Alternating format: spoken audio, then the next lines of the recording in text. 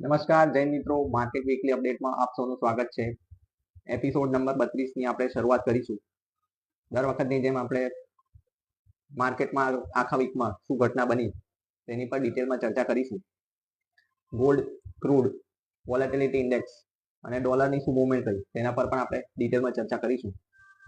Result સિઝનની શરૂઆત થઈ ગઈ છે મિત્રો, તો મેજર જે કંપનીના રિઝલ્ટ છે તેના પર પણ આપણે ચર્ચા કરવાના છે. તો પેજ પર જો નવા આવ્યા હો મિત્રો તો અંત સુધી જોડાયેલા રહેજો. અંતમાં તમારો જેન્યુઇન અભિપ્રાય આપજો અને તમારો કોઈ પણ સવાલ હોય, કોઈ પણ સુઝાવ હોય તો તે તમે મને અહીંયા કોમેન્ટમાં જણાવો. મારો અવાજ તમારા સુધી પહોંચે છે કે નહીં, કોઈ મને યસ ઓર નોમાં આન્સર આપે, ત્યારબાદ આપણે સેશનની શરૂઆત કરીએ. આઈ થિંક હવે આપણે સેશનની શરૂઆત કરી દેવી જોઈએ. તો મિત્રો 14 જુલાઈ સોમવારના દિવસે માર્કેટ ઓપન થયું ફ્લેટ. સેમ જે ફ્રાઈડેના દિવસે ક્લોઝિંગ થયું હતું સેમ એજ લેવલ પર બજાર ઓપન થયું. 25,149નું ઓપનિંગનું લેવલ હતું. આખા વીકમાં માર્કેટ એક ઝોનમાં કામ કર્યું અને મેજર રેડ ઝોન જ હતો. અને ત્યારબાદ આખા વીકમાં આજે નિફ્ટીએ 25,000નું લેવલ બ્રેક કરીને 25,900ની આસપાસ ટ્રેડ કર્યું. કઈ ઘટનાઓ હતી અને એફઆઈઆઈ ડીઆઈનો શું રોલ હતો તેની પર આપણે ચર્ચા કરીએ તે પહેલા મહત્વના અમુક મુદ્દાઓ છે તેની પર આપણે નજર કરીએ. ત્યારબાદ આપણે જોઈશું એક વર્ષ પહેલા નિફ્ટીનું શું લેવલ હતું અને સેન્સેક્સનું શું લેવલ હતું અને તમારે શું એક્શન લેવી જોઈએ. તો મિત્રો આ વીકમાં શરૂઆતમાં ભારત સરકાર દ્વારા મોંઘવારીના જે આંકડા દર મહિને પ્રસ્તુત થાય છે એ જાહેર કરવામાં આવ્યા. તેમાં મિત્રો સરપ્રાઇઝિંગલી ઘણા પોઝિટિવ નંબર આવ્યા છે. સરપ્રાઇઝિંગલી એ રીતે કહેવાય કે હોલસેલ મોંઘવારીનો જે રેટ છે એ 20 મહિનાના લોએસ્ટ લેવલ પર છે અને એ માઇનસમાં જતો રહ્યો, -0.13. અને રિટેલ મોંઘવારીનો જે આંકડો આવ્યો છે એ ઓર પોઝિટિવ છે, એ 2.1% આવ્યો છે. આરબીઆઈનું જે આખા વર્ષનું જે પ્લાનિંગ હતું કે મોંઘવારીનો જે નંબર આવે એ 4%ની અંદર રહેવો જોઈએ, તો આપણે એનાથી અડધા પર છે અત્યારે. તો આરબીઆઈની જે કામગીરી છે એ ઓન ટ્રેક ચાલી રહી છે. જે 2.1% જે મોંઘવારીનો જે આંકડો આવ્યો છે મિત્રો, એ છેલ્લા 6 વર્ષનો સૌથી સારામાં સારો આંકડો આપણે કહી શકાય. 2019માં આવો આંકડો આવ્યો હતો. ત્યારબાદ 2025 જુલાઈ ચાલે છે એટલે 6 વર્ષની ઉપર પીરિયડ થઈ ગયો, ત્યારે આપણે નંબર એચીવ કરી શકીએ.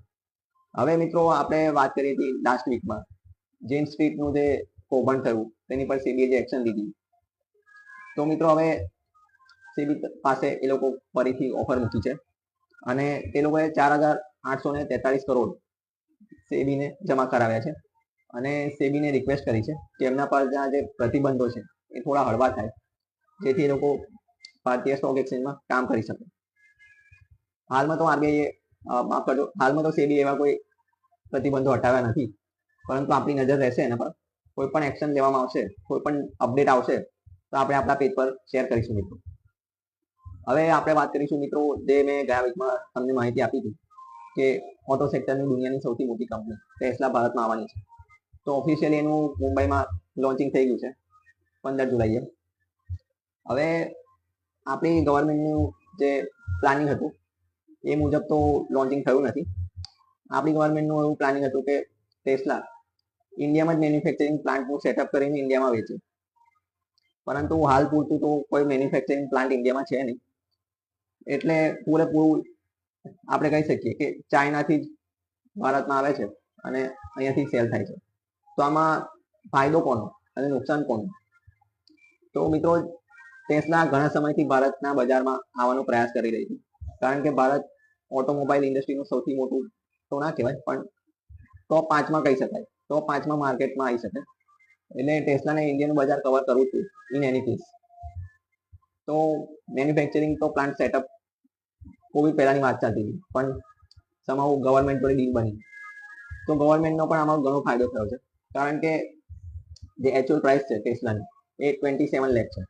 હવે એની ઉપર ગવર્મેન્ટે જે ટેક્સ લગાવ્યો છે તેની ઉપર આપણે ટોટલ જોવા જઈએ તો એની ઓન રોડ પ્રાઇસ 60 લાખની આસપાસ થાય, તો 33 લાખ તો ગવર્મેન્ટને જ જશે. તો આમાં ફાયદો મેજરલી આપણે જોઈએ તો ગવર્મેન્ટને ટેક્સની રેવન્યુની રીતે થઈ રહ્યું છે.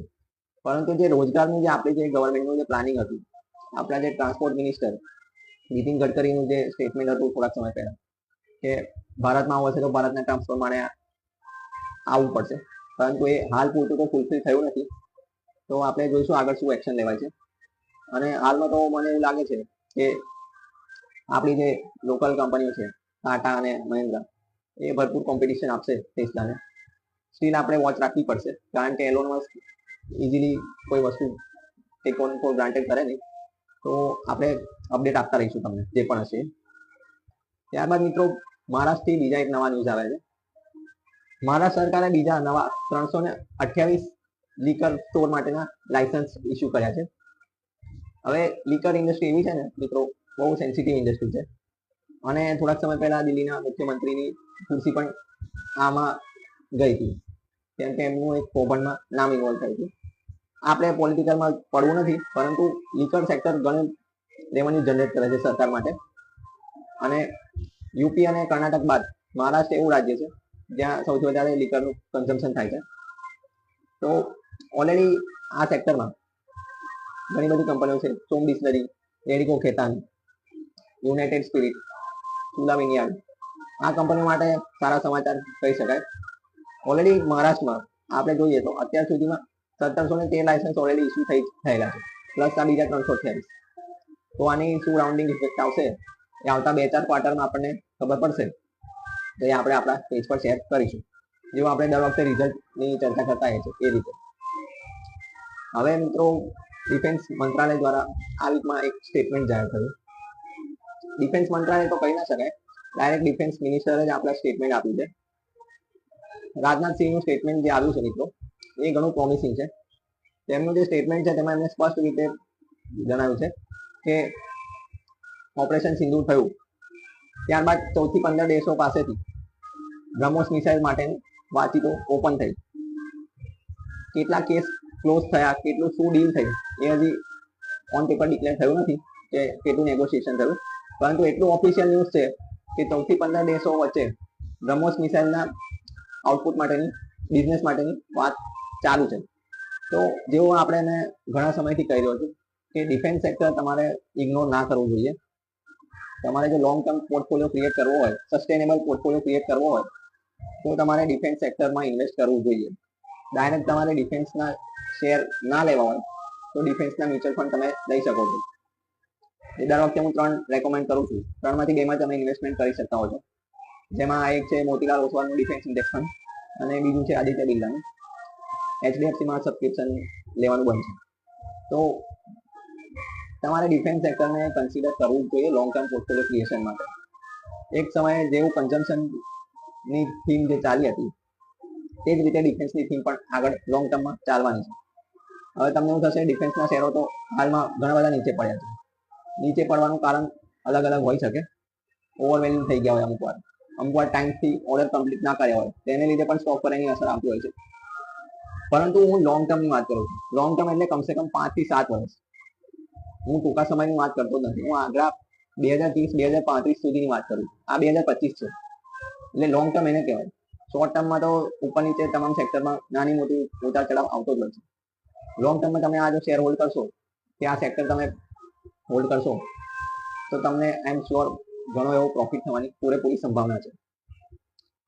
હવે મિત્રો આપણે જોઈએ કે આખા માર્કેટમાં એક જ ચર્ચા ચાલે છે, બજાર કઈ દિશામાં જશે. તો મિત્રો બજારને ઉપર કે નીચે જવા માટે 2 ટ્રિગર અત્યારે વર્તમાનમાં એક્ટિવ છે. હાલમાં તો એક ટ્રિગર ઓલરેડી ચાલી રહ્યું છે, આપણી રિઝલ્ટ સીઝન. અને બીજું ટ્રિગર જેવું મેં ઘણા સમયથી કહું છું કે યુએસએ જોડે ટેરિફની જે ડીલ થવાની છે એ હજી ક્લોઝ થઈ નથી. ઘણા સમયથી આપણે ડીલને ક્લોઝ કરવાનો પ્રયાસ કરી રહ્યા છે, પરંતુ અમુક આપણી નેગોશિએશનને એ લોકોને મંજૂર નથી, કેમ કે એ લોકોને આપણા ડેરી સેક્ટરમાં એન્ટર થવું છે, જેને આપણે ગવર્મેન્ટ એક્સેપ્ટ કરી રહી નથી. સ્ટીલ આપણે હોપફુલ રહીએ કે ઓગસ્ટ પહેલા ડીલ ફાઇનલ થઈ જાય, અને હવે ઓગસ્ટમાં ઘણો સમય રહ્યો નથી. તો ટેરિફ પર મિત્રો વાત કરીએ તો ટેરિફ પર નાટોએ ભારત સહિત ચાઇના અને બીજા અમુક દેશોને ઓપનલી ધમકી આપી છે. ધમકી એવી આપી છે કે જે લોકો રશિયા સાથે વ્યવહાર કરશે તેની પર એ લોકો 100% ટેરિફ લગાવશે. કોને કેટલો ટેરિફ લગાવશે એ હજી ડિક્લેર કર્યું નથી, ખાલી હવામાં વાત કરી દીધી કે 100% ટેરિફ લગાવશે. કેવી રીતે લગાવશે, કઈ પ્રોડક્ટ પર લગાવશે, શું લગાવશે, હજી એકચ્યુઅલમાં પેપર પર કઈ વાત છે નહીં, પરંતુ એ લોકોનું સ્ટેટમેન્ટ એક આવ્યું, તેની પર આપણી નજર રહેશે આગળ એ લોકોના શું સ્ટેપ્સ હોય છે. પરંતુ ભારતને એટલી બધી અસર થવાની કોઈ સંભાવના છે નહીં. ભારત માત્ર રશિયા પાસેથી ક્રૂડ નથી લેતું, ભારત બીજા 39 દેશો પાસેથી ક્રૂડ લે છે, કારણ કે ભારતનું કન્ઝમ્પશન જ એટલું બધું છે. ક્રૂડ પર ભારતની ડિપેન્ડન્સી ઘણી બધી છે, જે ઓલરેડી આપણે પાછલા ઘણા વિડીયોમાં ચર્ચા કરી ચૂક્યા છે. અને તેને લીધે ભારતે અમુક દેશો જોડે વ્યવહાર કરવા પડતા હોય છે, જે આપણા ફેવરમાં હોતા નથી. હવે ક્રૂડની વાત ચાલી છે મિત્રો, તો ઘણા સમયથી આપણે જોઈએ છે ક્રૂડનો ભાવ $70 અંદર છે. આખા વીકમાં ક્રૂડનો ભાવ જોઈએ તો આપણે મિત્રો 70.50 નો હાઈ હતો મંડેના દિવસે 14 જુલાઈએ, અને ગુરુવાર એટલે કાલના દિવસે 17 તારીખે એનો ભાવ હતો 68.94. તો $2 થી $3 રેન્જમાં ક્રૂડે કામ કર્યું આખા વીકમાં. તો ઘણા સમયથી ક્રૂડ આ જ રેન્જમાં છે.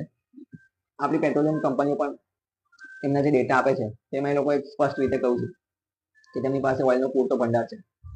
તો પેટ્રોલિયમ મંત્રાલયના મંત્રી હરદીપસિંહ પુરીનું સ્ટેટમેન્ટ આવ્યું, તેમણે એવું જાહેર કર્યું કે જો આ જ લેવલ પર રહેશે ક્રૂડ તો પેટ્રોલ અને ડીઝલના ભાવમાં ઘટાડો થવાની પૂરેપૂરી સંભાવના છે, જે ભારતના લોકો માટે ઘણા પોઝિટિવ ન્યૂઝ કહેવાય, કારણ કે પેટ્રોલ અને ડીઝલનો સંપર્ક સીધો મોંઘવારી જોડે કનેક્ટેડ છે.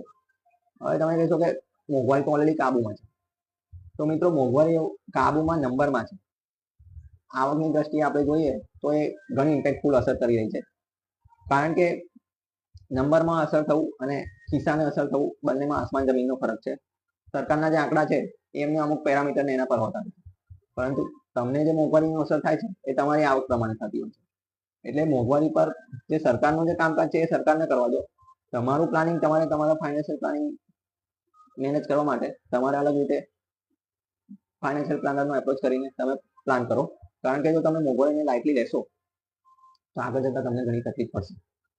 તો તમે એવું વિચારતા હો કે માત્ર ફિક્સ ડિપોઝિટમાં પૈસા મૂકીને તમે સર્વાઈવલ કરી લેશો, તો મિત્રો તમે મોટી ભૂલ કરી રહ્યા છો, કારણ કે ફિક્સ ડિપોઝિટમાં તમે જે પણ પૈસા મૂકો છો એ માત્ર તમારા પૈસા જે છે એ પાર્ક થતા હોય છે.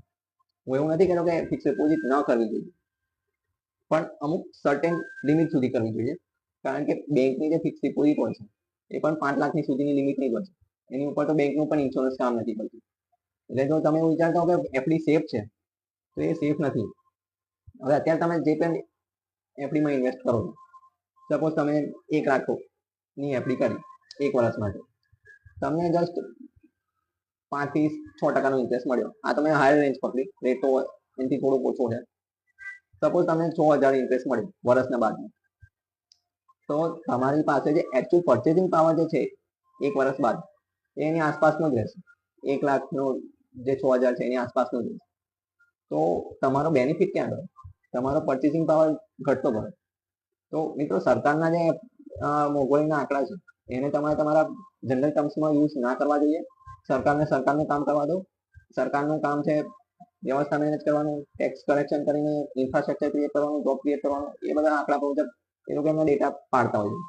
અને સરકારને બીજા બધા બી કામ હોય છે સેવાના, જેમ કે લાડલી બેન, મફત વીજળી. મારે કોઈ પક્ષનું નામ તો લેવું નથી, તમામ પક્ષો એક જ પ્રકારના છે. અને આ પોલિટિકલ ડિસ્કશન તો છે નહીં.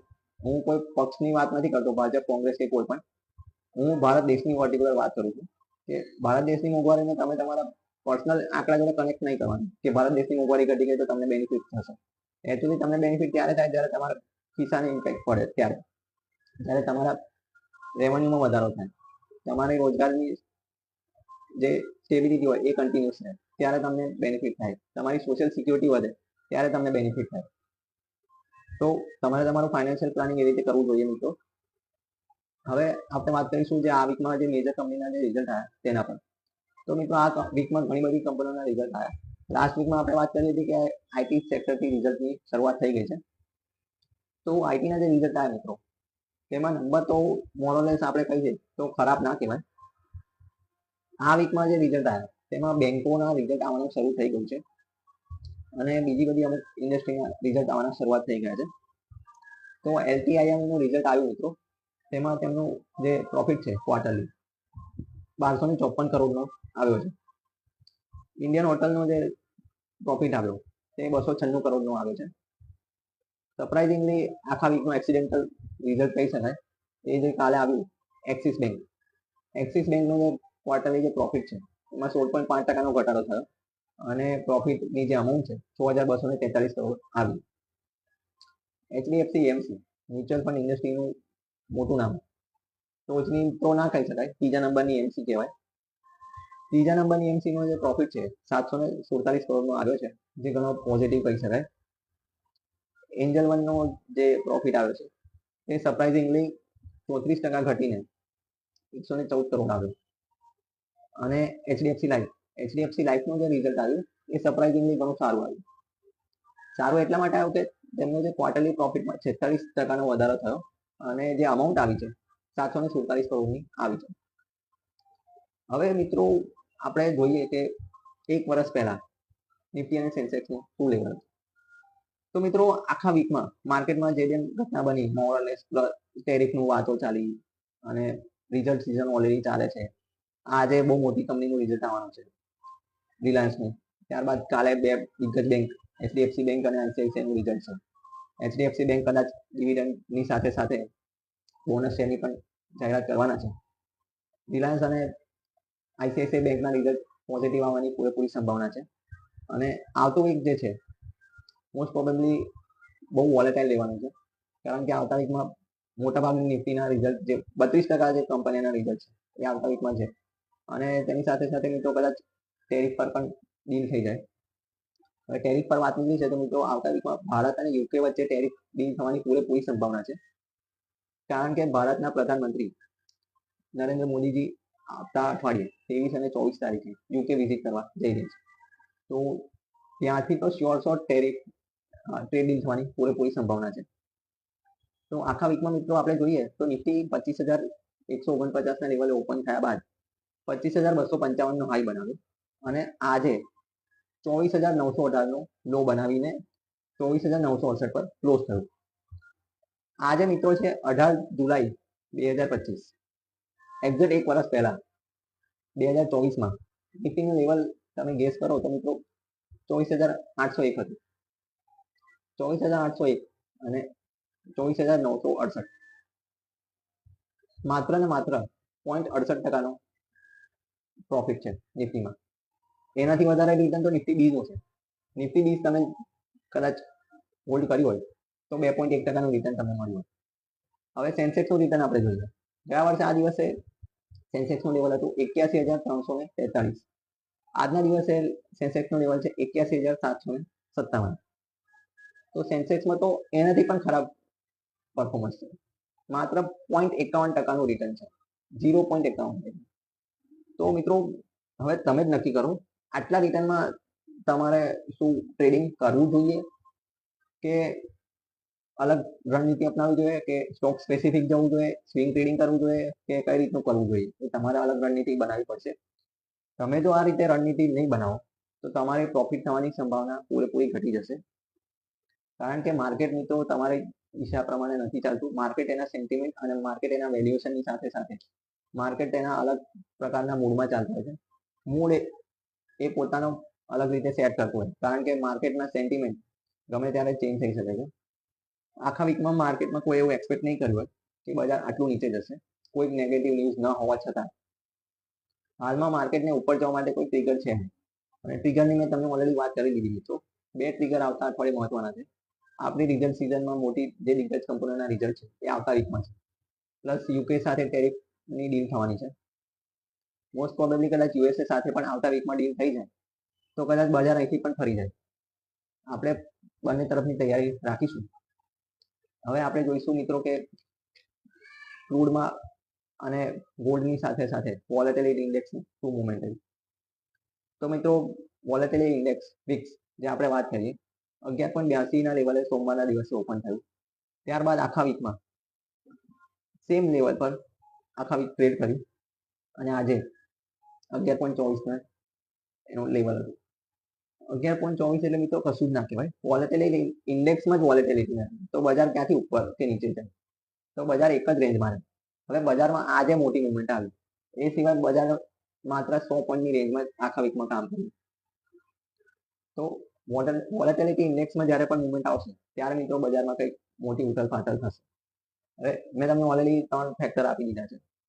તેની સાથે સાથે મિત્રો આપણે જોઈએ તો ગોલ્ડમાં પણ આખા વીકમાં એવું જ રહ્યું.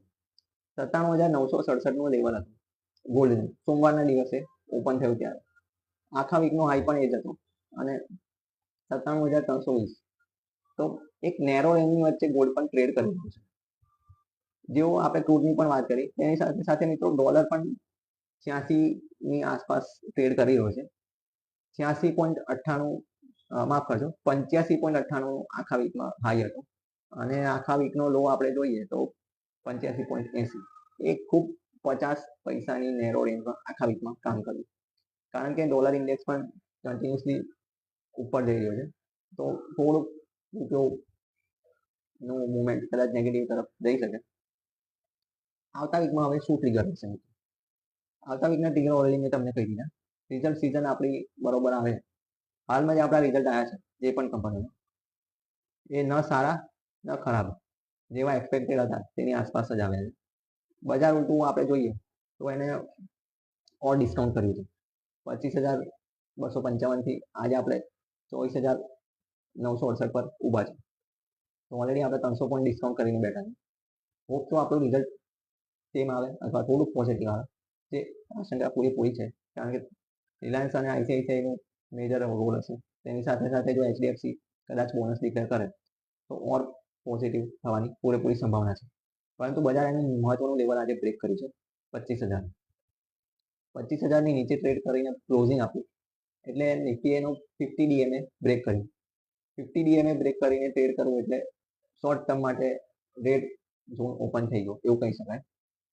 તો બજારનું નીચે તરફ સપોર્ટ આપણે જોઈએ મિત્રો તો 24,750 થી 24,700 આ એક સ્ટ્રોંગ સપોર્ટ તરીકે કામ કરશે. કોઈ મેજર ખરાબ ન્યૂઝ નહીં આવે તો આપણે આ લેવલને બચાવી લઈશું.